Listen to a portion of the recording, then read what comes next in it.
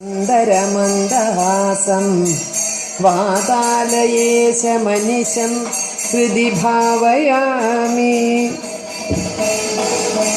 ആരാധ്യരായ ഭക്തജനങ്ങളെ, ഈ ദിവ്യക്ഷേത്ര സന്നിധിയിൽ ഭഗവത് കാര്യാർത്ഥം ഒത്തുചേർന്ന നമ്മെ ഭഗവാൻ അനുഗ്രഹിക്കട്ടെ എന്ന് പ്രാർത്ഥിച്ചുകൊണ്ട് തുടങ്ങട്ടെ. ഈ ക്ഷേത്രനടയിൽ വരാനും ദർശനം നടത്താനും നിങ്ങളുമായി സംവദിക്കാനൊക്കെ സാധിച്ചത് ഒരു ഭാഗ്യമായി, പുണ്യമായി മനസ്സിൽ കരുതുന്നു. കാരണം ഒരു ക്ഷേത്രനടയിൽ നടക്കുന്ന ഉത്സവാഘോഷവുമായി ബന്ധപ്പെട്ട് നടക്കുന്ന പരിപാടിയിൽ പങ്കെടുക്കുക എന്നൊക്കെ പറഞ്ഞാൽ അത് പലപ്പോഴും അവിടുത്തെ നാട്ടുകാർക്ക് മാത്രം ലഭിക്കുന്ന ഒരു പുണ്യമാണ്. ക്ഷേത്രത്തിലെ ദേവീ ചൈതന്യം ക്ഷേത്രം നിറഞ്ഞ് പുറത്തേക്ക് പ്രസരിക്കുന്ന ഈ സമയത്ത്, ഉത്സവം അതിൻ്റെ കൂടി സമയമാണ്, ആ ചൈതന്യം പുറത്തേക്ക് പ്രസരിക്കുന്ന ഈ സമയത്ത് ഈ നാട്ടുകാർക്ക് മാത്രം അവകാശപ്പെട്ട ആ പുണ്യം, നിങ്ങളുടെ ക്ഷണം ഒന്നുകൊണ്ട് മാത്രമാണ് എനിക്ക് കൂടി ഒരല്പം ആ ഭാഗ്യം ലഭിച്ചത്. അതുകൊണ്ട് ഒരുപാട് സന്തോഷമുണ്ട് ഇവിടെ വരാൻ സാധിച്ചതിന്. അതിലുപരിയായിട്ട് ഒരു ക്ഷേത്രത്തിൽ നടക്കുന്ന സത്സംഗ പരിപാടിയിൽ ഉത്സുകരായി ഇത്രയും ഭക്തജനങ്ങൾ ഈ രാത്രി സമയത്തുമൊക്കെ ഉത്സുകരായി നിൽക്കുന്നു എന്നുള്ളത് തീർച്ചയായും അത് ഈ ഗ്രാമത്തിൻ്റെ ഹൈന്ദവ മനസ്സിൻ്റെ, ഈ ഗ്രാമത്തിൻ്റെ ആധ്യാത്മികമായ ഉന്നമനത്തിൻ്റെ ഒക്കെ ഒരു തെളിവായി എനിക്ക് തോന്നുന്നു. ഇന്ന് പലപ്പോഴും അമ്പലങ്ങളിൽ ആളുണ്ടാകാറുണ്ട് എങ്കിലും ആളുണ്ടാകുന്ന ചില സമയങ്ങളുണ്ട്. എല്ലാ സമയത്തും ആളുണ്ടായി എന്ന് വരില്ല, എല്ലാ പരിപാടിക്കും ആളുണ്ടായി എന്ന് വരില്ല. ഉത്സവ ആഘോഷങ്ങൾക്ക് കലാപരിപാടികളോ അല്ലെങ്കിൽ എഴുന്നള്ളിപ്പുകളോ അങ്ങനെയുള്ള വിശേഷപ്പെട്ട പരിപാടികളുണ്ടെങ്കിൽ, വെടിക്കെട്ടോ, അവിടെയൊക്കെ സാമാന്യത്തിലധികം ഭക്തജനങ്ങളുണ്ടാകും. സപ്താഹം പോലുള്ള വേദികളിൽ ചില സമയങ്ങളിൽ, ചില പ്രത്യേക സമയങ്ങളിൽ ആള് നല്ല പോലെ ഉണ്ടാവും. അത് നമുക്കറിയാം. ഒരിക്കൽ ആചാര്യൻ എന്നോട് പറഞ്ഞു, ഒരു കഴിഞ്ഞ വർഷം അങ്ങോട്ടാണ് പറഞ്ഞത്, ഒരല്പം സരസനായിരുന്നു അദ്ദേഹം, അതുകൊണ്ടാണ് പറഞ്ഞത്. അദ്ദേഹം പറഞ്ഞ കാര്യം എന്താണെന്ന് പറഞ്ഞാൽ, അദ്ദേഹത്തിന് 3 ദിവസം കഴിഞ്ഞപ്പോൾ ഒരു സംശയത്തിലെ സപ്താഹം തുടങ്ങിയിട്ട് നിങ്ങളുടെ നോട്ടീസിൽ വല്ല തെറ്റുണ്ടോ എന്നാണ്. ഒരു പറഞ്ഞു തെറ്റൊന്നുമില്ല. അല്ല, എന്തോ ഒരു അബദ്ധം പറ്റിയിട്ട് നിങ്ങൾ നോട്ടീസ് കൊണ്ടുവരും പറഞ്ഞു. ഇവർ നോട്ടീസ് കൊണ്ടു നിർത്തും. അദ്ദേഹം തിരിച്ചും തിരിച്ചും നോക്കിയിട്ട് പറഞ്ഞു, ഇതിൽ അബദ്ധമൊന്നും പറ്റിയില്ലല്ലോ, പിന്നെ എൻ്റെ ഇപ്പം എങ്ങനെയായെന്ന് ചോദിച്ചു. അല്ല, എന്താ ഉദ്ദേശിക്കണേ ഇവിടുന്നതെന്ന് ചോദിച്ചു. അല്ല, വേറെ ഒന്നുമില്ല, ഞാൻ വിചാരിച്ചത് നിങ്ങൾ സപ്താഹം എന്നടിക്കണതിന് പകരം സദ്യാഹം എന്നടിച്ചിട്ടുണ്ടോ എന്നാണ്. സപ്താഹം എന്ന് പറഞ്ഞാൽ 7 പകല് എന്നാണ്. 7 പകൽ കൊണ്ട് ഭാഗവതം വായിച്ചു തീർക്കുക. സദ്യാഹം എന്ന് പറഞ്ഞാൽ പകൽ കൊടുക്കുന്ന സദ്യ. ആചാര്യൻ അങ്ങനെ സംശയിക്കാൻ അദ്ദേഹം പറഞ്ഞൊരു കാരണമുണ്ട്. ആ ഗ്രാമത്തിലുള്ളവർക്ക് എന്താണെന്നറിയില്ല, ഉച്ചയ്ക്ക് 12 മണിയായാൽ ഭക്തി തുടങ്ങും, 2 മണിയായാൽ അവസാനിക്കുകയും ചെയ്യും. അതെന്തോ ആ ഗ്രാമത്തിൻ്റെ ഒരു പ്രത്യേക അസുഖമായിട്ട് അദ്ദേഹത്തിന് തോന്നിയപ്പോൾ അപ്പോഴാണ് സപ്താഹം അല്ല സദ്യാഹം എന്നടിച്ചിട്ടുണ്ടോ എന്നുള്ള സംശയം അദ്ദേഹം സരസനായതുകൊണ്ട് പറയാനുള്ള കാര്യം ഒരല്പം അല്ലേ തമാശയെ കൂടി പൊതിഞ്ഞ് വലിയൊരു സത്യം അദ്ദേഹം അവതരിപ്പിച്ചതാണ്. അപ്പോൾ അങ്ങനെ ക്ഷേത്രത്തിലാണെങ്കിൽ പോലും എപ്പോൾ ചെല്ലണം എന്നുള്ളത് നമ്മുടെ മനസ്സിൽ നമ്മളൊരു കൂട്ടിക്കഴിക്കലൊക്കെ നടത്തും. കേവലം ആധ്യാത്മികമായ മോക്ഷം മാത്രമല്ല നമ്മളോട് ഉദ്ദേശിക്കുന്നത്. നമ്മുടെ കണ്ണും മനസ്സും വയറും ഒക്കെ നിറയാൻ പറ്റുന്ന എന്തെങ്കിലുമൊക്കെ ഉണ്ടെങ്കിൽ തീർച്ചയായും നമ്മളവിടെ ചെന്നിരിക്കും എന്നുള്ളത് ഉറപ്പാണ്. അപ്പോൾ അങ്ങനെ കണ്ണും മനസ്സും വയറും നിറയുക എന്നതിനപ്പുറത്തേക്ക് ഒരു സത്സംഗ പരിപാടിക്ക് കാതോർക്കുക എന്ന് പറയുന്നത് തീർച്ചയായും ഇന്ന് വന്നുകൊണ്ടിരിക്കുന്ന ഒരു മാറ്റത്തിൻ്റെ പ്രതിഫലനമാണ്. ഇപ്പം മാറിക്കൊണ്ടിരിക്കുന്നുണ്ട്, മുഴുവനായി ശരിയായി എന്നുള്ളതല്ല പറയുന്നത്, മാറിക്കൊണ്ടിരിക്കുന്നുണ്ട്. ഈ മാറ്റം വളരെ ശുഭോദർക്കവുമാണ്.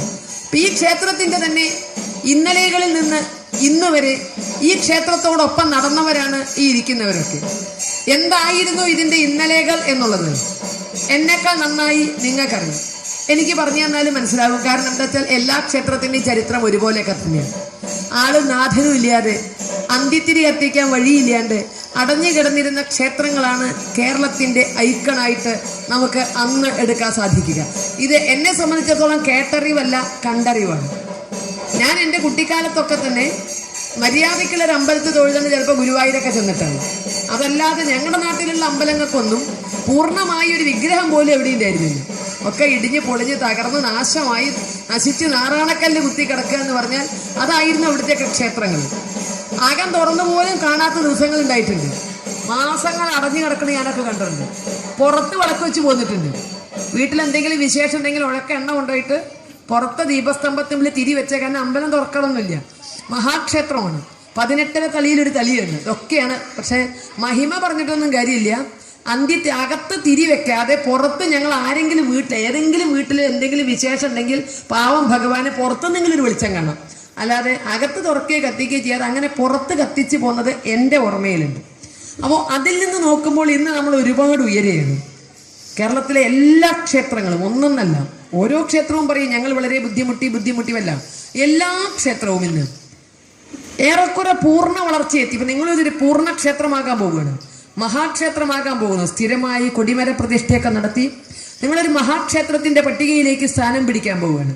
അപ്പോൾ ഈ വളർച്ചയുടെ ഗ്രാഫ് ഒന്ന് എല്ലാ ക്ഷേത്രവും അന്ത്യത്തിരി ഇല്ലാതെ നശിച്ച് നാറാണക്കല്ല് കുത്തുമ്പോൾ അവിടുത്തെ ഭക്തജനങ്ങളുടെ പ്രാർത്ഥന ഭഗവാനെ ഒന്ന് മഴവെള്ളം പുറത്താവുന്ന വിധത്തിൽ ഒന്ന് അകത്ത് വെക്കാൻ പറ്റണേ എന്നുള്ളത് മാത്രമാണ്. ദേവീക്ഷേത്രങ്ങളിൽ ചിലത് മഴവെള്ളം വീഴണം.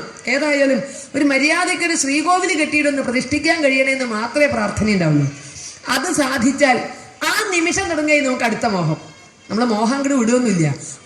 അപ്പം തുടങ്ങിയായി ഒരു 4 അമ്പലം കൂടി ഉണ്ടായിരുന്നെങ്കിൽ എത്ര നന്നായിരുന്നു. അപ്പം തൊട്ട് തുടങ്ങും നമ്മൾ അതിന് തുഴയല്. 4 അമ്പലം കഴിഞ്ഞാൽ മോഹം അവിടെ കഴിഞ്ഞോ ഇല്ല. പ്രദക്ഷിണ വഴി ഒന്ന് കല്ല് വിരിക്കണ്ടേ, ഉപദേവതമാരെ പ്രതിഷ്ഠിക്കണ്ടേ, ചുറ്റുമതിൽ വേണ്ടേ, കൊടിമരം വേണ്ടേ, ഗോപുരം വേണ്ടേ. ഒരു വീടിനെ പറ്റി നമ്മൾ എന്തൊക്കെ സ്വപ്നം കാണുന്നുവോ അത് തന്നെയാണ് ഇവിടെയും സംഭവിക്കുന്നത്. വീട് നമുക്ക് പലപ്പോഴും അല്ലെ വെറും ഒരു കിടപ്പാടം എന്ന സങ്കല്പത്തിൽ മഴ പുറത്താകണം, അത്യാവശ്യം പൊടിയൊന്ന് അടങ്ങണം, ഇതൊക്കെയായിരുന്നു പണ്ടത്തെ മോഹം. അതായി കഴിഞ്ഞാലോ മഴ പുറത്താകണ വിധത്തിൽ പെരേക്കൊന്ന് നന്നായി മേഞ്ഞ് നിലക്കൊന്ന് നന്നാക്കിയ ഉടനെ പിറ്റേ ദിവസം പോലെ തുടങ്ങുക. അല്ല ഇപ്പൊ എവിടെ ഓടിട്ട വീടില്ല, നമുക്ക് തന്നെ ടെറസാക്കണ്ടേ അല്ലെ, ടെറസാക്കിയാൽ നിലമൊന്ന് മാർബിളാക്കണ്ടേ, അത്രയായാൽ മുകളിലേക്ക് ഒരു മുറിയില്ല, ഞാൻ മക്കളുടെ കല്യാണത്തിന് എന്താ ചെയ്യുക. ഇങ്ങനെ വീടിനെ പറ്റിയുള്ള സ്വപ്നങ്ങൾക്ക് അവസാനമില്ല. കൂടുതൽ സ്വപ്നങ്ങൾ ഇങ്ങനെ കണ്ട് എപ്പോഴും നമ്മൾ വീടുമായിട്ട് ഇങ്ങനെ 8 കാലി വല നെയ്യണമാതിരി നമ്മൾ അകുമ്പ തന്നെയാണ്. ഇതേമാതിരി തന്നെയാണ് നമ്മൾ അമ്പലത്തിൽ വേണിപ്പോൾ. നമുക്ക് എന്നും ഓരോ സ്വപ്നമാണ്. എൻ്റെ കണക്കിൽ പണി കഴിഞ്ഞ ഒരമ്പലം ഉണ്ട് എന്ന് എനിക്ക് തോന്നുന്നില്ല ഇപ്പോൾ. കാരണം ഞാൻ ചെല്ലുമ്പോൾ ചില അമ്പലങ്ങൾ കാണുമ്പോൾ ഗംഭീരമായിട്ടുണ്ടല്ലോ എന്ന് വിചാരിക്കും. കാരണം എല്ലാമായി കൊടിമരവും ഗോപുരവും ചുറ്റമ്പലവും ഒക്കെ ആയിട്ട്. അപ്പോൾ എന്നോട് എന്താ അതെ ടീച്ചറെ, ഇവിടെ ചില നിർമ്മാണ പ്രവർത്തനങ്ങൾ ഞങ്ങൾ ആഗ്രഹിക്കുന്നുണ്ട്. ഒരു ഓഫീസ് കെട്ടണം, അപ്പുറത്തെ ഒരു ഓഡിറ്റോറിയം ആയാൽ കൊള്ളാമെന്നുണ്ട്, പിന്നെ കുളം. അപ്പോൾ എനിക്ക് മനസ്സിലായി വീട് പണി കഴിയില്ല എന്ന് പറഞ്ഞ മാതിരി തന്നെ അമ്പലം പണിയും കഴിയലില്ല. കാരണം അതുമായിട്ടുള്ള മമത മൂലം എന്നും പുതുത് എന്ന് പറഞ്ഞുകൊണ്ട് ഇങ്ങനെ അങ്ങോട്ട് മോഹങ്ങൾ വരികയാണ്. നല്ല കാര്യവുമാണ്. പക്ഷേ അതിനോടൊപ്പം നമ്മൾ ചിന്തിക്കേണ്ട, നിങ്ങൾ ഇന്നലെയും മിനിഞ്ഞാനും അതിൻ്റെ മുൻപൊക്കെ ഒരുപാട് വിഷയങ്ങളെ പറ്റി ഞങ്ങൾ സംസാരിച്ചിട്ടുണ്ട്. അപ്പോൾ ഈ ക്ഷേത്രത്തിൻ്റെ വളർച്ചയിൽ നമ്മൾ ശ്രദ്ധിക്കേണ്ട, അല്ലെങ്കിൽ ഈ സമ്പത്തിൻ്റെ കാലത്ത് നമ്മൾ ഓർക്കേണ്ട ചില്ലറ ചെറിയ വിഷയങ്ങളിലേക്ക് ഒന്ന് കണ്ണോടിക്കുക എന്നുള്ളതാണ്. ഞാൻ ഇവിടെ എനിക്ക് വിഷയമൊന്നും തന്നിട്ടില്ല, അതുകൊണ്ട് അതാണ് കൂടുതൽ അനുയോജ്യമെന്ന് എൻ്റെ മനസ്സിൽ തോന്നുന്നത് കൊണ്ട്, സംഘാടകരുടെ അല്ല കേട്ടോ, എൻ്റെ മനസ്സിൽ തോന്നുന്നത് കൊണ്ട് അങ്ങനെ ഒരു വിഷയവുമായി മുന്നോട്ട് പോകാം എന്ന് ഞാൻ ചിന്തിക്കുന്നു. സമ്പത്ത് കാലത്താണ് നമ്മളത് ഓർക്കേണ്ടത്. എന്ന് പറഞ്ഞാൽ ഇന്ന് നമ്മളൊക്കെ ക്ഷേത്രങ്ങൾ കണ്ട് വളരെ സന്തുഷ്ടരാണ്. എല്ലാ നിർമ്മാണമൊക്കെ കഴിഞ്ഞിങ്ങനെ നിൽക്കുന്ന അല്ലേ, എല്ലായിടത്തും എല്ലാ കാര്യവും നടക്കണം. ഒരിടത്തും ഇന്ന് നിർമ്മാണം പാതി വഴിയിൽ ഇടുന്നില്ല. പൈസ ഇല്ലാത്തതുകൊണ്ട് പണി പകുതിക്ക് വെച്ച് നിർത്തിയിട്ടില്ല, പൈസ ഇല്ലാത്തതുകൊണ്ട് ഉത്സവം മുടങ്ങണില്ല, പൈസ ഇല്ലാത്തതുകൊണ്ട് പിന്നെ ക്ഷേത്രത്തിലെ പൂജ മുടങ്ങണില്ല. ഇതൊക്കെ കാണുമ്പോൾ നമുക്കൊക്കെ ഒരുപാട് ആനന്ദമുണ്ട്, അഭിമാനമുണ്ട്. ഇത് ഒരു ദിവസം കൊണ്ട് സംഭവിച്ചതല്ല എന്നുള്ളത് നമുക്കറിയാം. ചിട്ടയായ ഒരു തപസ്, ഒരു സപര്യ അതിൻ്റെ പുറകിലുണ്ട്. ത്യാഗനിർഭരമായ പല ജീവിതങ്ങളും അതിൻ്റെ പുറകിലുണ്ട്. കാരണം ഇതൊന്നും വേണ്ട എന്ന് പറഞ്ഞ കാലത്ത്, നമ്മൾ അമ്പലങ്ങൾ ഉണ്ടാക്കാൻ തുടങ്ങിയ കാലഘട്ടം കേരളത്തിൽ മുഴങ്ങിയിരുന്ന അമ്പലമൊന്നും വേണ്ട, എന്തിനമ്പലങ്ങൾ എന്ന ചോദ്യമായിരുന്നു അന്തരീക്ഷത്തിൽ മുഴുവൻ മുഴങ്ങി കേട്ടിരുന്നത്. അതൊക്കെ പൊളിച്ച് കപ്പ നടണം, രാമായണ ഭാഗവതാദികളൊക്കെ വാരിയിട്ട് കത്തിക്കണം തുടങ്ങിയ പ്രചരണങ്ങൾ അന്തരീക്ഷത്തിൽ തങ്ങി നിൽക്കുകയും അതിനൊക്കെ വലിയ പ്രചരണവും പ്രസക്തിയൊക്കെ കൈവരികയും ചെയ്ത കാലഘട്ടത്തിലാണ് പൊന്ത മൂടിക്കിടക്കുന്ന ക്ഷേത്രങ്ങൾ, പൊന്ത എന്ന് പറഞ്ഞാൽ മനസ്സിലാവാറില്ലേ, കാട് കയറി കിടക്കുന്ന ക്ഷേത്രങ്ങൾ ഒരു പിടി ആളുകളുടെ മനസ്സിലെ നോവായി മാറിയപ്പോൾ അവരവിടെ ചെല്ലുന്നു, പൊന്ത വെട്ടുന്നു, ഒരു ചരാതെങ്കിലും കത്തിച്ചു വെക്കുന്നു, കൂടിയിരുന്ന് ആലോചിക്കുന്നു, 2 നാമമെങ്കിലും ചൊല്ലുന്നു. അങ്ങനെ ആ ക്ഷേത്രങ്ങളെയൊക്കെ ഇന്ന് കാണുന്ന രൂപത്തിലേക്ക് വളർത്തിയെടുത്തതിന് പിന്നിൽ കോടികളുള്ളവരായിരുന്നില്ല, പക്ഷെ കോടികളെക്കാൾ വലിയ സ്വപ്നമുള്ളിലുള്ളവരായിരുന്നു. ക്ഷേത്രങ്ങളുമായി ബന്ധപ്പെട്ട് കോടികൾ വിലമതിക്കുന്ന സ്വപ്നം ഉള്ളിലുള്ളവര് ആ ക്ഷേത്രങ്ങളിലേക്ക് അങ്ങനെ ചെല്ലാനും പൊന്ത വെട്ടാനും അല്ലെ ചെറിയ തോതിൽ ഓരോ പ്രവൃത്തികൾ ഇങ്ങനെ ചെയ്യാനും തുടങ്ങിയപ്പോൾ അത് ഈശ്വര നിശ്ചിതമായ കർമ്മമായതുകൊണ്ട് തന്നെ ഈശ്വരന്റെ അനുഗ്രഹം അതിനുണ്ടായതുകൊണ്ട് വളരെ എളുപ്പം ഫലപ്രാപ്തി ഉണ്ടായി. ഇന്ന് കാണുന്ന വിധത്തിൽ ക്ഷേത്രങ്ങളെല്ലാം വളർന്നു. അവിടെയാണ് ഞാൻ ഓർക്കേണ്ടത് എന്ന് പറഞ്ഞത്. ഈ ക്ഷേത്രങ്ങളൊന്നും ഇന്നല്ല ഇങ്ങനെ നന്നായത്. ഈ ക്ഷേത്രങ്ങൾക്കൊക്കെ വൈഭവപൂർണമായ ഒരു ഇന്നലെ ഉണ്ടായിരുന്നു എന്നത് സത്യമാണ്.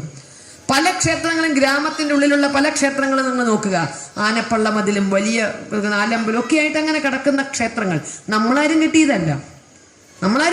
നമ്മുടെ പൂർവികർ എന്നോ കെട്ടിയത്, ഏതോ തലമുറയിൽപ്പെട്ടവർ കെട്ടിയത്.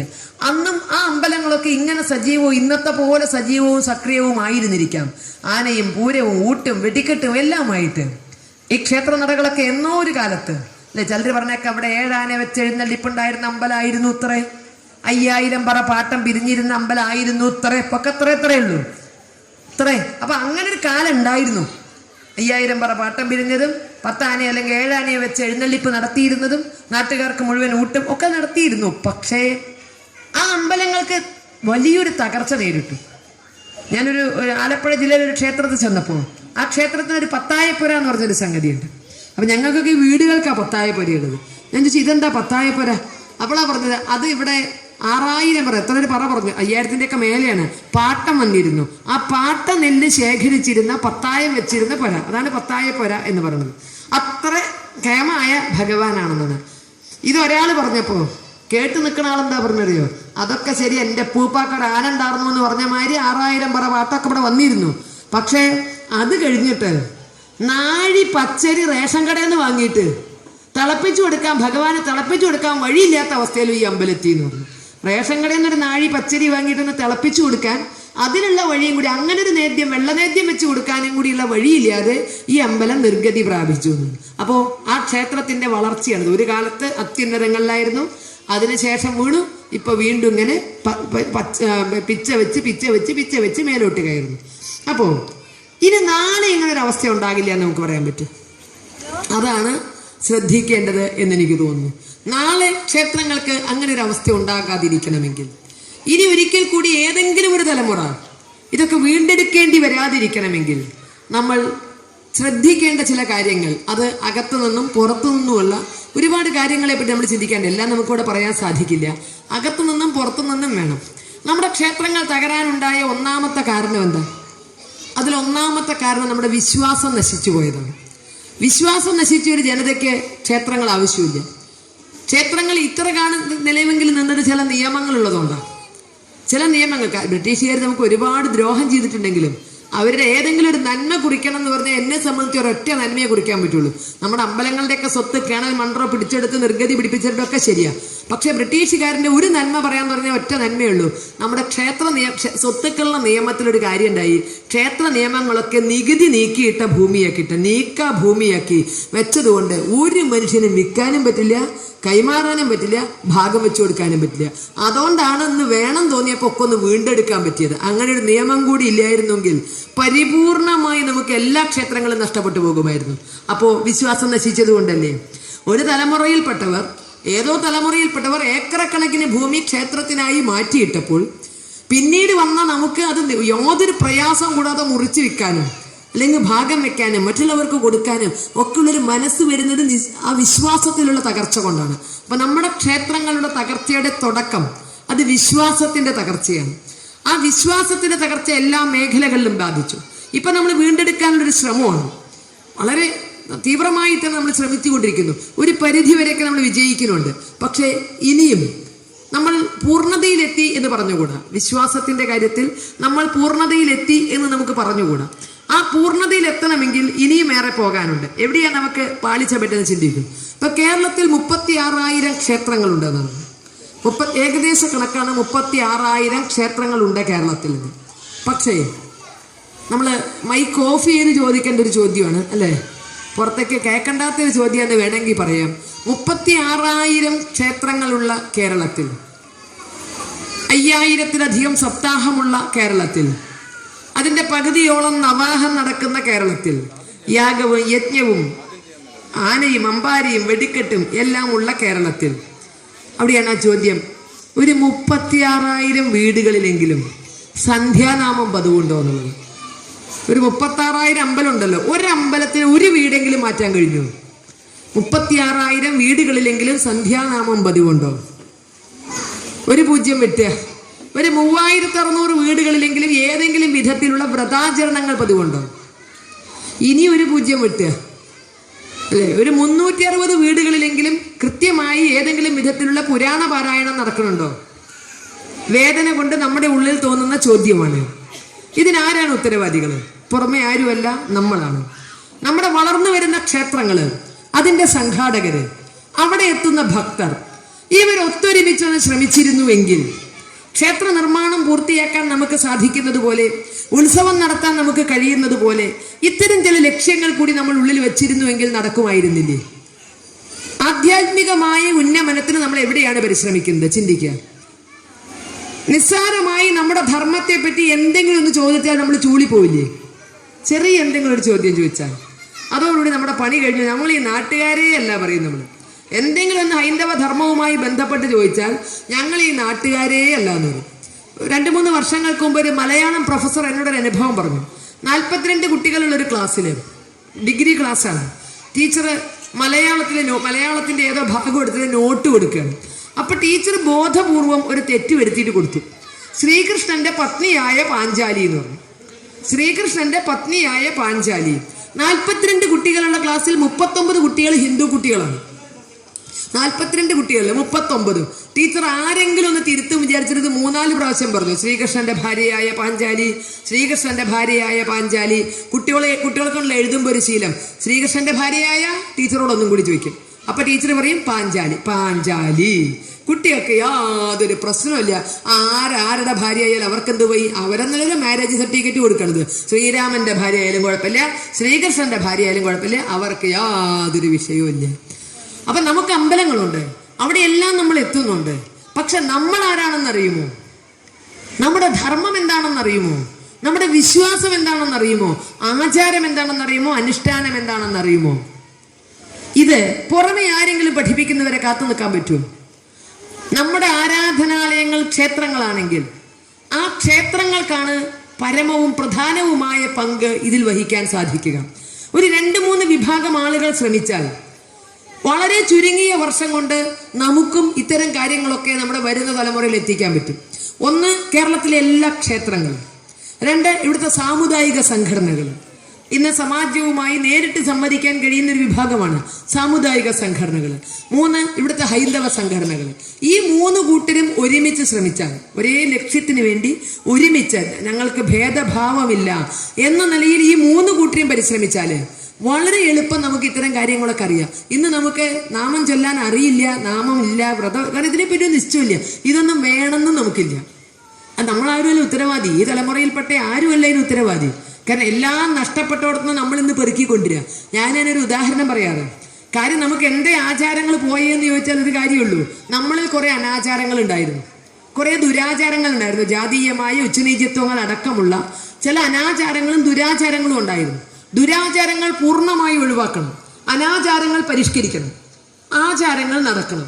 ഈ കാഴ്ചപ്പാടോടുകൂടിയാണ് അവതാര സദൃശ്യരായി നമുക്ക് കിട്ടിയ ഭാഗ്യമെന്ന നിലയിൽ നമ്മുടെ ആചാര്യന്മാർ നമ്മളെ പരിഷ്കരിക്കാൻ ശ്രമിച്ചത്. തെക്കൻ തിരുവിതാംകൂറിൽ അയ്യ വൈകുണ്ഠസ്വാമിയാണെങ്കിൽ, ഇങ്ങോട്ട് കിടന്ന ശ്രീനാരായണ ഗുരുദേവൻ, ചട്ടമ്പി സ്വാമികള്, ഇതുപോലെ അനവധി, പേരെടുത്ത് പറയാത്ത അനവധി ആചാര്യന്മാർ ഈ സമാജത്തിലെ അരുതായ്മകൾക്കെതിരെ സംവദിച്ചു. അരുതായ്മകൾ ഇല്ലാതാക്കാൻ വേണ്ടി നോക്കി. അതിന്ന് ആവേശം ഉൾക്കൊണ്ടുകൊണ്ട്, ഈ ആചാര്യന്മാരുടെ വാക്കുകളിൽ നിന്ന് ആവേശവും ആദർശവും ഏറ്റുവാങ്ങിക്കൊണ്ട് മന്നത്ത് പത്മനാഭനാകാം, ടി.കെ. മാധവനാകാം, മഹാത്മാ അയ്യങ്കാളിയാകാം, അല്ലെങ്കിൽ പണ്ഡിറ്റ് കറുപ്പനാകാം, സഹോദരൻ അയ്യപ്പനാകാം, അങ്ങനെ ഒരു നീണ്ട നിര സമാജത്തിലെ അനാചാരങ്ങൾ ഒഴിവാക്കാൻ, പരിഷ്കരിക്കാൻ, ദുരാചാരങ്ങൾ ഒഴിവാക്കാൻ ബദ്ധകങ്കണരായിട്ട് ഇറങ്ങി. അത് ശരിക്കൊരു പാളത്തമ പോവുമായിരുന്നു. പക്ഷെ എവിടെയോ വെച്ചൊരു ട്വിസ്റ്റ് സംഭവിച്ചു. ഇവരുടെയൊക്കെ കൈകളിൽ നിന്ന്, അല്ലെങ്കിൽ ഇതിനൊക്കെ ശേഷം ഈ ആചാര പരിഷ്കരണം ഒരു വല്ലാത്തൊരു ഘട്ടത്തിൽ എത്തി നിന്നു. അതിനൊരു ഉദാഹരണം പറയാൻ സാധിക്കുക. പണ്ടൊരു വീട്ടമ്മ റേഷൻ കടയിൽ പോയി റേഷൻ വാങ്ങിച്ചു വന്നു, റേഷനരി വാങ്ങിച്ചു വന്നു. വീട്ടമ്മയുടെ കഷ്ടകാലത്തിന് കിട്ടിയത് പുഴുക്കല്ലരിയായിരുന്നു. പുഴുക്കല്ലരി, പുഴുങ്ങല്ലരി അല്ല എന്ന് പറഞ്ഞാൽ ഇതിന് പുഴുണ്ട്, കല്ലുണ്ട്, നെല്ലുണ്ട്, ഇത്തിരി അരിയുണ്ട്, എല്ലാം കൂടി കൂട്ടിയൊരു സാധനം. ഇത് അടുപ്പത്ത് വെക്കണമെങ്കിൽ ഇത് പെറുക്കിയിട്ടേ പറ്റുള്ളൂ. വീട്ടമ്മ അത് മുറത്തിലിട്ടു, കണ്ണാടയൊക്കെ വെച്ചു, അല്ലേ, രാശി വരയ്ക്കാൻ തുടങ്ങി. ഒരു പുഴുവിനെടുത്ത് അങ്ങോട്ടിടും, ഒരു കല്ലെടുത്ത് ഇങ്ങോട്ടിടും, ഒരു നെല്ലെടുത്ത് ഇങ്ങോട്ടിടും. ഇങ്ങനെ ഓരോ വളരെ അധ്വാനിക്കുകയാണ്. അതിൻ്റെ ഇടയിൽ കുട്ടി ഒന്ന് കരഞ്ഞു. ചെറിയ കുട്ടി കരഞ്ഞപ്പോൾ മൂത്ത കുട്ടിയെ വിളിച്ചെടി ഇതൊന്ന് പെറുക്ക്. ഞാൻ പോയി ആ കുട്ടിയെ ഒന്ന് എടുക്കട്ടെ, വേഗം വേണട്ടോ എന്ന് പറഞ്ഞു. അതമ്മ പേടിക്കണ്ട, അമ്മയെ പോലെ പൊട്ടിയൊന്നല്ല ഞാൻ. അമ്മ എത്ര നേരമായി ഇതിൽ രാശി വരയ്ക്കാൻ തുടങ്ങിയിട്ട്. എൻ്റെ തന്നിരുന്നു, ഞാനിത് ആദ്യമേ പണി കഴിച്ചു തന്നിരുന്നു. ഇത്ര പണിയൊന്നുമില്ല ഈ പണിക്ക്, എങ്ങോട്ട് തരുമുണ്ടോ പറഞ്ഞാൽ മുറങ്ങോട്ട് മേടിച്ചു അമ്മയുടെ നിന്ന്. അമ്മ അകത്തേക്ക് പോയി. മകളീ മുറണ്ട് മേടിച്ചത് മുറത്തോട് കൂടി തൊടിയിലേക്ക് ഒരൊറ്റയാണ്. കാരണം അവൾ വിചാരിച്ചപ്പോൾ അമ്മ എന്താ ചെയ്യണത്, ഓരോന്ന് പെറുക്കി തൊടിയിലേക്ക് ഇടുക. എന്ത് പൊട്ടത്തര, അങ്ങനെ വേണോ അപ്പോൾ അത്? ഒന്നെടുത്ത് ഇങ്ങോട്ട് ഇടണു, ഒന്നെടുത്ത് അങ്ങോട്ട് ഇടണു, ഒന്ന് ഇങ്ങോട്ട് എടുത്ത് ഇങ്ങോട്ട് മുറത്തോടെ അങ്ങോട്ട് എറിഞ്ഞപ്പോൾ എത്ര എളുപ്പം പണി കഴിഞ്ഞാൽ ഞാനാരാ മോള് എന്നാണ്. എന്താ അമ്മ ചെയ്യണമെന്ന് കുട്ടി മനസ്സിലാക്കിയില്ല. ഓരോന്ന് പെറുക്കി പെറുക്കി പെറുക്കി കളയണമെന്നാണ്. ഞങ്ങളുടെ നാട്ടിൻപുറത്തുള്ള ഒരു തമാശയുണ്ട് ഇതേമാതിരി. നിങ്ങളുടെ നാട്ടിലേക്ക് എത്ര പ്രചരിച്ചിട്ടുണ്ടാവില്ല അത്. ഈ ബസ്സൊക്കെ കണ്ടുപിടിച്ച ആദ്യ ബസ്സൊക്കെ ഓട്ടം തുടങ്ങിയ കാലത്ത് ഒരു വീട്ടമ്മ അക്ഷരാഭ്യാസം ഇല്ല, പുറത്തേക്ക് അങ്ങനെ പോയിട്ടുമില്ല. ആദ്യമായിട്ട് ചിലപ്പോൾ കാളവണ്ടിയിലൊക്കെ പണ്ട് പോയിട്ടുണ്ടാവുള്ളൂ. അങ്ങനെ ഒരു വീട്ടമ്മ ആദ്യമായിട്ട് ബസ്സിൽ കയറിയത്രേ. ബസ്സിൽ കയറിയപ്പോൾ തൊട്ട് ഈ ഡ്രൈവറെ ഇങ്ങനെ നോക്കി അത്ഭുതപ്പെട്ടിരിക്കുക. അങ്ങോട്ട് തിരിക്കണോ അങ്ങോട്ട് ആക്കണോ അല്ലേ, അതിൻ്റെ ഇടയിൽ അതും വലിക്കണോ, ഇതിങ്ങനെ നോക്കിയിരിക്കും. അയ്യോ എന്ന് ഇടയ്ക്കിടയ്ക്ക് അയ്യോ പാവം എന്നൊക്കെ പറയണുണ്ട്. എവിടെയോ ബസ് നിർത്തി എല്ലാവരും ഇറങ്ങി ചായ കുടിക്കാൻ എന്തിനാ പോയി. വീട്ടമ്മ മാത്രം വണ്ടിയിലായി. ഇനി പണിയെടുത്തല്ലാന്ന് വിചാരിച്ചു. അവിടുന്ന് നീറ്റു, സാരിയൊക്കെ എടുത്ത് ഒരു കുത്തി. അതിന് ശേഷം ആ ഗിയറിന്റെ ലിവറുമ പിടിച്ച് വട്ടത്തിലാവുന്നത് ചവിട്ടി പിടിച്ച് തിരിച്ച് അത് പൊട്ടിച്ചെൻ്റെ കയ്യിലെടുത്തു. ഡ്രൈവർ വന്നപ്പോൾ വേഗം കൊടുത്തത്, എന്നാ മാനെ പിടിച്ചോ, ഈ എപ്പാ തുടങ്ങിയത്? അവിടുന്ന് പുറപ്പെട്ടപ്പോൾ തുടങ്ങിയതല്ലേ ഇത് വെടിച്ചെടുക്കാനുള്ള പണി. നിന്റെ മാനെ പോലെ തന്നെ അല്ലേ, എന്നെ കൊണ്ട് ഇത്ര ചെയ്യാൻ പറ്റുമെന്ന് അത് പിടിച്ചോ പറഞ്ഞു. അത്രേ ഇങ്ങനെ ലിവർ പൊട്ടിച്ചെടുത്തിട്ട് കയ്യിലാണ് കൊടുത്തു പറഞ്ഞു. ഇതേപോലെ ഇപ്പോൾ ഈ കുട്ടിയും കട്ടി ഒറ്റ ഏറാണ്ട് ഇരുന്നു. അതേപോലെ കേരളത്തിൽ ആചാരങ്ങളിലും സംഭവിച്ചു. നമ്മുടെ ആചാര്യന്മാരൊക്കെ തന്നെ പുഴുവിനെ പെറുക്കി, കല്ലിനെ പെറുക്കി, നെല്ലിനെ പെറുക്കി ഉള്ള അരി സംരക്ഷിക്കാനുള്ള പരിശ്രമത്തിലായിരുന്നു. ആചാരങ്ങളെ ശുദ്ധമാക്കി എടുക്കാനായിരുന്നു അവർ പരിശ്രമിച്ചിരുന്നത്. പക്ഷെ അതിനുശേഷം കേരളത്തിൽ നടന്ന ചില ബഹളങ്ങളിൽ, ചില പ്രചരണങ്ങളിൽ അവർ ചെയ്തത് എന്താ അറിയോ? ഈ മുറത്തോടെ വാങ്ങിയിട്ടാണ് വലിച്ചെറിഞ്ഞു. ആചാരവും വേണ്ട, അനാചാരവും വേണ്ട, ദുരാചാരവും വേണ്ട, എല്ലാം പറമ്പ് പോയ ഹിന്ദു മാപ്പിട്ട് നോക്കിയിരുന്നു. ഒന്നുമില്ല. അതോടുകൂടി നമുക്ക് ശുദ്ധമായി. നമുക്ക് കുളിച്ചില്ലേലും കുഴപ്പമില്ല, എന്തായാലും നമുക്ക് യാതൊരു വിഷയവുമില്ല, എന്തും ചെയ്യാവുന്നവരാണ് ഹിന്ദുക്കൾ എന്ന ധാരണയിൽ വന്നു. അതിലാണ് നമ്മുടെ ആചാരമൊക്കെ പോയത്. നമ്മുടെ പഴയ തലമുറകൾക്കൊക്കെ ആചാരമുണ്ടായിരുന്നു.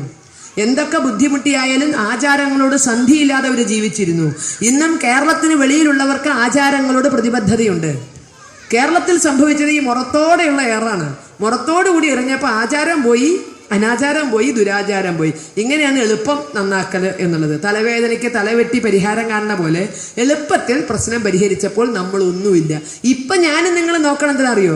അന്ന് ആ മുറത്തോടെ തൊടിയിലേക്ക് എറിഞ്ഞുണ്ടല്ലോ, അവിടുന്ന് ഓരോ അരി പെറുക്കിയെടുക്കുക. അവിടുന്ന് ഓരോ അരി പെറുക്കിയെടുക്കലാണ് ഇപ്പം ചെയ്യണത്. കുറച്ച് സമയം പിടിക്കും, സാവകാശം വേണം. പക്ഷെ എന്നാലും സമാജത്തിൽ ആചാരങ്ങൾ പുലരും. അത് പുലർത്താൻ ക്ഷേത്രങ്ങൾക്കൊരു ബാധ്യതയുണ്ട്. നമ്മുടെ എല്ലാ വളർച്ചയിലുമൊപ്പം ഈ ക്ഷേത്രത്തിന്റെ വളർച്ചയുടെ ഗ്രാഫ് നിങ്ങളുടെ മനസ്സിലുണ്ട്. ഒന്നുമില്ലായ്മയിൽ നിന്ന് ഇവിടെ എത്തിയത് എങ്ങനെയെന്ന് ഇതിന്റെ സംഘാടകർക്ക് മുഴുവൻ പറയാൻ സാധിക്കും. പക്ഷേ ഇതോടൊപ്പം നിങ്ങൾക്ക് പറയാൻ കഴിയുന്ന ഒരു നേട്ടം ഉണ്ടാകണം. ഓരോ വർഷത്തിലും നിങ്ങൾ ക്ഷേത്രം നിർമ്മിച്ച പോലെ ഇവിടുത്തെ സമാജത്തെ നിർമ്മിക്കാനുള്ള ഒരു പരിശ്രമവും നിങ്ങളുടെ ഭാഗത്തു നിന്നുണ്ടായിട്ടുണ്ട് എന്ന്. ക്ഷേത്രം മാത്രമായിട്ട് ഒരു കാലത്ത് നിൽക്കില്ല. ക്ഷേത്രത്തിന് മാത്രമായിട്ടൊരു നിലനിൽപ്പില്ല. സമാജത്തിൻ്റെതാണ് ക്ഷേത്രം.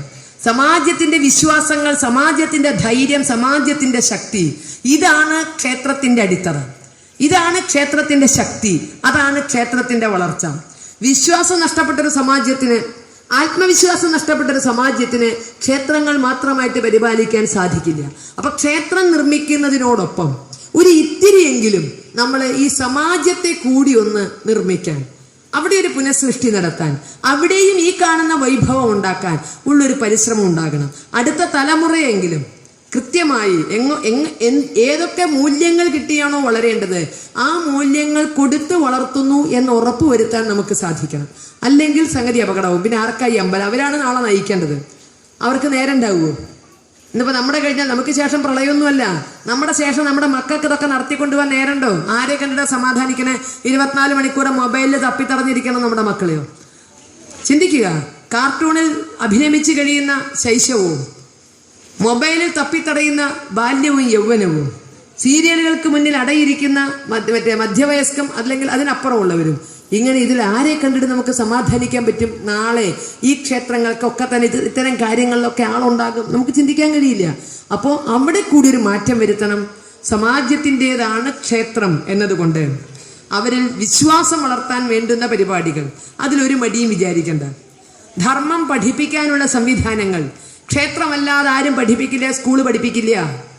രാമായണം വായിപ്പിക്കാൻ സ്കൂളിൽ പഠിപ്പിക്കുമോ? പണ്ട് ഓരോ ഭാഗമൊക്കെ രാമായണത്തിൻ്റെ പഠിക്കാണ്ടായിരുന്നു. ഇപ്പം അതൊക്കെ തൊട്ടാൽ വർഗീയാവും എന്ന് പറഞ്ഞിട്ട് നമ്മൾ അതൊക്കെ ഏറെക്കുറെ എടുത്തു കളഞ്ഞു.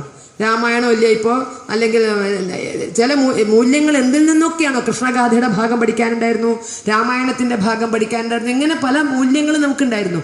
ഇപ്പം അതൊക്കെ നമ്മൾ തൂത്ത് തുടച്ച് കളഞ്ഞു. ഏതുപോലെ? പണ്ടൊരു വിദ്വാൻ 2 പെണ്ണ് കെട്ടിയിത്രേ, കേട്ടിട്ടുണ്ടാവില്ലേ? 2 കെട്ടിയും പെരുവഴിയിലെന്നല്ലേ പറയുക. ഏറെക്കുറെ ഇയാളും പെരുവഴിയിലായില്ല, കാരണം മൂപ്പരൊരു ഞാണുമക്കളിങ്ങനെ നടത്തുകയാണ്, അതുകൊണ്ട് പെരുവഴിയിലായില്ല. ഒന്ന്, ഇദ്ദേഹത്തെക്കാൾ വളരെ പ്രായം കുറവുള്ള ഒരു ചെറുപ്പക്കാരി.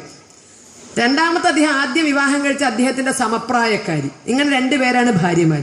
ഇദ്ദേഹം 2 പേരെയും പിണക്കാതെ ഊഴമിട്ട് ഒരു ദിവസം ചെറുപ്പക്കാരുടെ അടുത്ത്, അടുത്ത ദിവസം മധ്യവയസ്കരുടെ അടുത്ത്, അങ്ങനെ 2 കൂട്ടരെയും പിണക്കാതെ അങ്ങനെ സർക്കസ് കാട്ടി ട്രപ്പീസുകാരുടെ മാതിരി ഇങ്ങനെ നടുക്ക് വീഴാണ്ട് അങ്ങനെ മൂപ്പര് കൊണ്ടു നടന്നു പോയിരുന്നു. അങ്ങനെ ഒരു ദിവസം ചെറുപ്പക്കാരുടെ വീട്ടിലെത്തിയാൽ ചെറുപ്പക്കാരുടെ മോഹം എന്താ?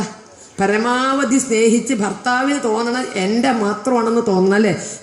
ഇവളാണ് എന്നെ കൂടുതൽ സ്നേഹിക്കണമെന്ന് തോന്നണം, ഇവളാണ് എനിക്ക് അനുരൂപ എന്ന് തോന്നണം, എന്നാലല്ലേ ഇവിടെ തന്നെ വരുള്ളൂ. അതിനുള്ള ശ്രമമാണ് ചെറുപ്പക്കാർ നടത്തുക. അപ്പം അങ്ങനെ നടത്തുമ്പോൾ അവളെന്താ ചെയ്യുക? ഭർത്താവിനെ കൊച്ചു വർത്തമാനമൊക്കെ പറഞ്ഞ് സുഖിപ്പിക്കും, തലയൊക്കെ ഒന്നിങ്ങനെ തലോടി കൊടുക്കും, സ്നേഹമസൃണമായിട്ട് തലോടി കൊടുക്കുമ്പോൾ ഭർത്താവ് ആ സ്നേഹം ആസ്വദിച്ച് ഇങ്ങനെ ഇരിക്കുമ്പോൾ ഇവൾക്കൊരു ഉദ്ദേശമുണ്ട്. ഇവളുടെ ഉദ്ദേശം എന്താ പറയുക? ഭർത്താവിന് തോന്നണം എനിക്ക് അനുരൂപനാണെന്ന്, അല്ലേ? അതിന് ഭർത്താവിൻ്റെ പ്രായം ഒന്ന് കുറയ്ക്കണം. ഗോദ്രജൊക്കെ കണ്ടുപിടിക്കുന്നതിൻ്റെ മുമ്പേണേ ഇദ്ദേഹത്തിൻ്റെ തല ചായപ്പൊടി മഞ്ചാരി അടകലർന്ന മാതിരിയാണ്, കറുപ്പും വെളുപ്പും ഉണ്ട്. എനിക്ക് അനുഗുണമാകണമെങ്കിൽ ഈ വെളുത്ത തലമുടി ലേശം മോശമാണ്. അപ്പം ഇവളെന്താ ചെയ്യുക? പതുക്കെ തല ഇങ്ങനെ തലോടുമ്പോൾ അതിലെ ഓരോ വെളുത്ത രോമം ഇയാൾ അറിയാതെ ഇങ്ങനെ പറിച്ചെടുക്കും.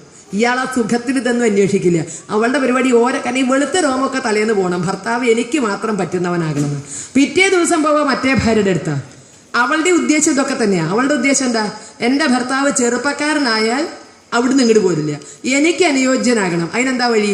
ഈ തലയിൽ കാണുന്ന കറുത്ത രോമം പ്രശ്നമാണ്. അപ്പം എന്താ ചെയ്യുക? അവൾ സ്നേഹത്തോടെ ഇങ്ങനെ തലോടും, തലയിലെ കറുത്ത രോമങ്ങൾ ഓരോന്നായിട്ട് പിഴുതുകളെ. അവസാനം അയാളുടെ തല എന്താവും? അതാണ് ഇപ്പോഴത്തെ പാഠ്യപദ്ധതി. അതാത് കാലത്ത് കയറുന്നവർ ഓരോരുത്തരും അവരവർക്ക് അനുയോജ്യമാക്കി മാറ്റാൻ വേണ്ടി ചിലർ അവർക്ക് ഇഷ്ടമില്ലാത്തത് മുറിച്ചുകളയും, മറ്റേത് വരുമ്പോൾ അവർക്ക് അവസാനം ഒക്കെ മുറിച്ച് കളഞ്ഞ് മുട്ടയായി, അല്ലെങ്കിൽ ഏറെക്കുറെ മണലാരണ്യം മാതിരി കിടക്കുകയാണ്. അപ്പോൾ അതിൽ നിന്ന് ഇതൊന്നും പ്രതീക്ഷിക്കേണ്ട. അവിടെ നിങ്ങൾ രാമായണം പഠിക്കുന്നോ, ഭാഗവതം പഠിക്കുന്നോ, മൂല്യങ്ങൾ പഠിക്കുമെന്നോ പ്രതീക്ഷിക്കേണ്ട, നമുക്ക് നടക്കില്ല. പക്ഷേ വിദ്യാലയങ്ങളിൽ നിന്ന് പ്രതീക്ഷിക്കേണ്ടല്ലോ, നമുക്ക് ചെയ്യാമല്ലോ. വിദ്യാലയങ്ങൾ മതേതരമാണ്, അതിന് സംശയമൊന്നുമില്ല. വിദ്യാലയങ്ങൾ മതേതരമാണ്. പക്ഷെ ക്ഷേത്രങ്ങൾ മതേതരമാണോ? അല്ല എന്ന് വിശ്വസിക്കാനാണ് എനിക്കിഷ്ടം. കാരണം ഇനി ഞാൻ വിശ്വസിച്ചുകൊണ്ട് വലിയ കാര്യമൊന്നുമില്ല. ഇത് മതേതരമാണ് എന്ന് ഞാൻ വിശ്വസിച്ചിട്ട് എന്താ കാര്യം? കാരണം ഇതിൻ്റെ നിയമങ്ങൾ എങ്ങനെയാണ് നിൽക്കണമെന്ന് ചിന്തിക്കൂ. ഒരു ക്ഷേത്രത്തിൻ്റെ നിയമം നിൽക്കുന്നത് എങ്ങനെയാ? അത് ഹിന്ദുവുമായി ബന്ധപ്പെട്ട നിയമങ്ങൾക്കനുസരിച്ച് നമുക്ക് നടത്തിക്കൊണ്ടു പോകാൻ കഴിയുള്ളൂ. അപ്പം നിയമപരമായും അങ്ങനെയാണ്. പിന്നെ ഇപ്പം നമ്മളല്ലാന്ന് പറഞ്ഞിട്ട് കാര്യമില്ല. പക്ഷെ ഇതിൽ നിന്ന് കിട്ടുന്ന ഫലം, അതിന് മതമെന്നോ മനുഷ്യനെന്നോ ഒന്നും ഭേദമില്ല. ലോകാ സമസ്ത സുഖിനോ ഭവന്തു എന്ന രീതിക്കാണ് നമ്മൾ കർമ്മങ്ങൾ അവിടെ ചെയ്യണത്. സമസ്ത ലോകങ്ങളിലുള്ളവർക്കും സുഖം വരട്ടെ. നമ്മൾ ഉത്സവത്തിന്റെ ഭാഗമായി ഉത്സവ ബലി തൂങ്ങുമ്പോൾ നമ്മൾ മനുഷ്യർക്കപ്പുറമുള്ള പല ശക്തികളെയും കാണുന്നു, പല ജീവജാലങ്ങളെയും നമ്മൾ അവിടെ എടുക്കുന്നു. എല്ലാ ജീവികളുടേതുമാണ് ഈ പ്രകൃതി, നമുക്കറിയാം. അതുകൊണ്ട് മനുഷ്യർക്ക് വേണ്ടി മാത്രമുള്ള കർമ്മങ്ങളല്ല, സർവ്വ ജീവജാലങ്ങൾക്കും വേണ്ടുന്ന കർമ്മങ്ങളാണ് ക്ഷേത്രത്തിനകത്ത് നടക്കുന്നത്. അപ്പോൾ ഐശ്വര്യം എല്ലാവർക്കും കിട്ടും. പക്ഷേ നടത്തിപ്പ്, ലക്ഷ്യം, ഇത് മതേതരമാണ് എന്ന് പറഞ്ഞുകൂടാ.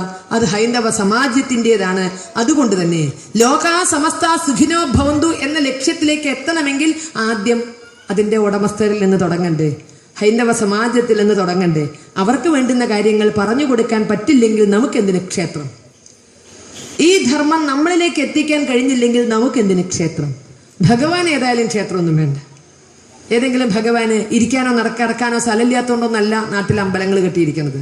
ഋഷീശ്വരന്മാർ ക്ഷേത്രം എന്ന സങ്കല്പം ചിന്തിച്ചിട്ടുണ്ടെങ്കിൽ, അത് നമുക്ക് നൽകിയിട്ടുണ്ടെങ്കിൽ ദൈവത്തിന് വേണ്ടിയല്ല, നമുക്ക് വേണ്ടിയാണ്, ഭക്തർക്ക് വേണ്ടിയാണ്, ഈ ലോകത്തിന് വേണ്ടിയല്ല, അത് ദൈവത്തിന് വേണ്ടിയല്ല. പാലാഴിയിൽ പള്ളി കൊള്ളുന്ന സാക്ഷാൽ ശ്രീ മഹാവിഷ്ണുവിന് വിഷ്ണു ക്ഷേത്രം ഇല്ലാച്ചിട്ട് വലിയ കുറവൊന്നും പറ്റില്ല. അവിടെ തന്നെ യോഗക്ഷേമം മഹാമ്യഹം എന്ന് ഉറപ്പ് തരുമ്പോൾ നിങ്ങൾ അമ്പലങ്ങൾ ഉണ്ടാക്കിയാൽ നിങ്ങളുടെ കാര്യം ഞാൻ നോക്കിക്കോളാം, അല്ലെങ്കിൽ നോക്കില്ല എന്നൊന്നും പറഞ്ഞിട്ടില്ല. എപ്പോഴായാലും യോഗക്ഷേമം മഹാമ്യഹം, നിങ്ങളുടെ എല്ലാ യോഗക്ഷേമവും ഞാൻ നോക്കിക്കോളാം. ഇതിന് നമുക്ക് വേറെ ക്ലോസ് ഒന്നും വെച്ചിട്ടില്ല ഭഗവാൻ. അപ്പൊ ഭഗവാന് വേണ്ടിയല്ല, നമുക്ക് വേണ്ടിയാണ്. ആ നമുക്ക് എന്തിനൊക്കെ എന്നറിഞ്ഞില്ലെങ്കിൽ ഇത് ഭഗവാന് മാത്രമുള്ളൊരു സങ്കേതമാക്കി നമ്മൾ മാറ്റിയാൽ നമുക്കിത് നിലനിർത്താൻ കഴിയില്ല.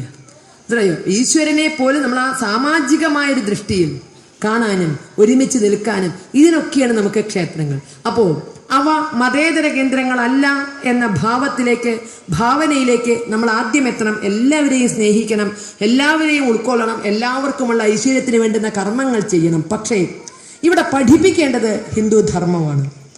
ഇവിടെ പുലരേണ്ടത് ഹൈന്ദവ ആചാരങ്ങളാണ്. അത് ഒരു ക്രിസ്ത്യൻ പള്ളി എത്രമാത്രം ക്രൈസ്തവീയമാണോ, ഒരു മുസ്ലിം പള്ളി എത്രമാത്രം ഇസ്ലാമികമാണോ അത്രമാത്രം ഹൈന്ദവമാണ് ഹൈന്ദവ ക്ഷേത്രങ്ങൾ. അവരെല്ലാം അവരുടെ അനുചരന്മാർക്ക് പരമാവധി ഗുണം വരാൻ എന്തൊക്കെ ചെയ്യുന്നുവോ അതുപോലെ എങ്കിലുമൊക്കെ ചെയ്യാനുള്ള ബാധ്യത ഹൈന്ദവ ക്ഷേത്രങ്ങൾക്കുണ്ട്. സമാജത്തെ ഇവിടെ നമുക്ക് വേണ്ടുന്ന കാര്യങ്ങൾ പറഞ്ഞു കൊടുക്കാൻ, അതിൽ ഉറച്ചു നിൽക്കാൻ അതിന് തീർച്ചയായും ക്ഷേത്രങ്ങൾക്കൊരു ബാധ്യതയുണ്ട്. പക്ഷേ പലപ്പോഴും പല ക്ഷേത്രങ്ങളും ആ ധർമ്മത്തെ കണ്ടില്ല എന്ന് നടിക്കുന്നുണ്ട് എന്നുള്ളത് നമ്മുടെ ഒരു വലിയ വിഷമമായി മാറുന്നുണ്ട്. ബാക്കിയെല്ലാം ഉണ്ട്, ഉത്സവമുണ്ട്, ആഘോഷമുണ്ട്, എല്ലാം ഉണ്ട്. പക്ഷേ ഇതിൻ്റെ അടിത്തറ എവിടെയാണ് എന്നുള്ള കാര്യങ്ങളിൽ പല ക്ഷേത്രങ്ങളും ഇന്ന് കുറേ മാറ്റം വരുന്നുണ്ട്. മുമ്പത്തെ പോലെയല്ല, കുറേയൊക്കെ മാറ്റം വരുന്നുണ്ട്. കാരണം എനിക്കിതറിയാം. ഞാൻ ഈ പ്രഭാഷണ രംഗത്ത് വന്നിട്ട് സജീവമായി നിന്നിട്ട് തുടങ്ങിയിട്ട് കുറേ കാലമായെങ്കിലും ഇങ്ങനെ സജീവമായി ഇതിലേക്ക് ഇടപെട്ടൊരു 10-20 കൊല്ലത്തിൻ്റെ അടുത്താകാൻ പോകും. അപ്പോൾ ഈ 20 കൊല്ലം കൊണ്ടുണ്ടായൊരു മാറ്റം എനിക്കറിയാം. 20 കൊല്ലം മുമ്പ് ഞാൻ ക്ഷേത്രങ്ങളിൽ ചെന്നപ്പോഴത്തെ അന്തരീക്ഷമല്ല 20 കൊല്ലങ്ങൾക്ക് ശേഷം ഇപ്പോൾ വരുന്നത്.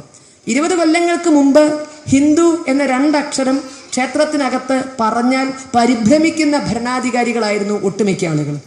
ഇന്ന് അവിടെ നിന്നൊക്കെ ഒന്ന് പോയിട്ടുണ്ട്. ഹിന്ദു എന്നൊക്കെ പറയാം, എന്നാലും ഒരു ചെറിയ അല്ലേ, ഒരു ചെറിയ വിഷമയൊക്കെ ഇങ്ങനെ ഉണ്ട് എന്നുള്ളത്. ഇനി പോവാണ്ട് കുറച്ചൊക്കെ. പക്ഷെ ആദ്യത്തെ മനോഭാവം അല്ല എന്നുള്ളത് നമ്മൾ വളർന്നുകൊണ്ടിരിക്കുകയാണ് എന്നുള്ളതിനൊരു സൂചനയാണ്.